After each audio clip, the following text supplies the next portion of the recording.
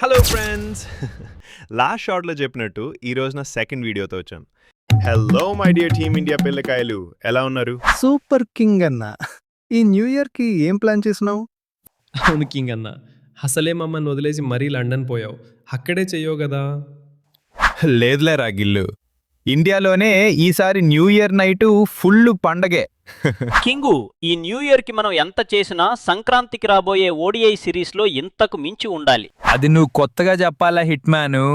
సెలెక్టర్లు మీదకి సిక్స్లు బాదుడే.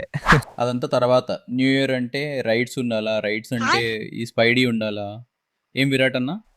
సరేలే స్పైడీ, ఈ న్యూ ఇయర్ రోజు కలుద్దాం. Bye bye.